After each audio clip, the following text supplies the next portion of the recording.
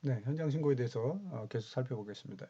예를 하나 들어보면 A 근무자가 A 현장에서는 6월 20일부터 30일까지 11일 근무했고 7월 1일부터는 총 8일 근무했고 B 현장에서는 또 16일을 근무했다. 이렇게 봤을 때 뭐 금액 기준이 연금에 들어오긴 했지만 그거는 일단 신경을 안 쓴다고 봤을 때 일단 6월 20일 날 11일 근무했는데 6월 20일부터 7월 19일이죠. 그게 한 달 사이에 한 달까지는 안 되지만 근데 다음 달에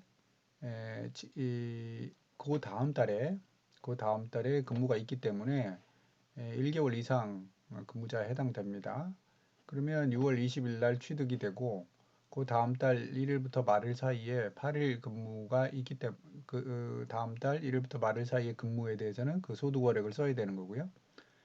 그 다음에 8월 16일까지 근무를 했으니까 그 이후로는 없다 그러면 17일 날 상실 이렇게 되겠죠. 예.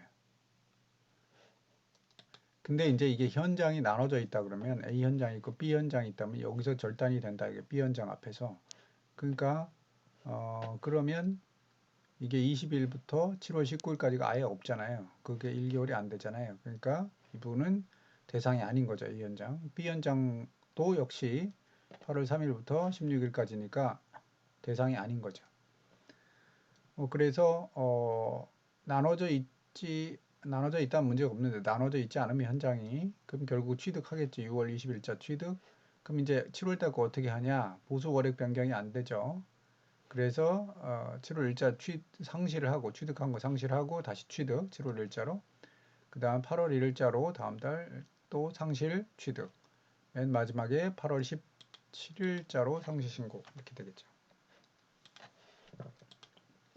공사계약서상 공사계약서상 기간과 실제 공사기간에서 공사계약서상에는 이제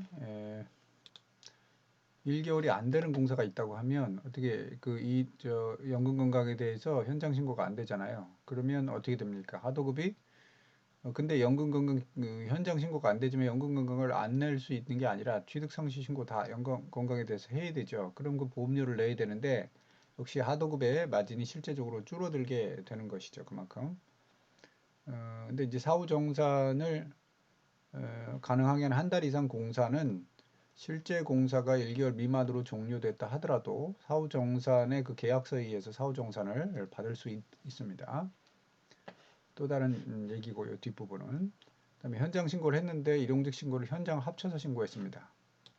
잘못 신고를 했다. 그러면 A 현장, B 현장 해서 B 현장 해당이 안 된다. 그러면 그 B 현장 거는 어, 그 환급을 받으면 되는데 이때는 팩스 신고만 한다. 이런 얘기입니다. EDI가 안 되고 본사로 연금건강 취득하는 경우가 있죠. 예, 그때 그 일용직에 직장으로 취득이 안 되니까 지역보험료를 내고 추후에 직장의 보험료에 가입이 되니까 지역가입보험료를 돌려받는 그런 부분이 되겠습니다. 다음은 이제 이게 신고한 기간하고 실제 공사 준공기 차이에 따른 문제인데요. 예를 들어 10월 말로 사업장 적용 신고, 고용산재 개시 신고를 연장을 했다. 10월 말까지라고 이제 공사 기간으로. 실제는 공사가 8월 말에 끝났을 때 9월 10일 날 9월 10월 일용직에 대한 부분을 공사 기간이 그 신고한 신고 기간 내에는 가능하다 이런 얘기죠. 다만 실제 부분에 있어서의 그 발주자하고의 갈등 문제는 있을 수 있죠. 실제 공사를 했느냐의 부분에 대해서. 네, 이상입니다.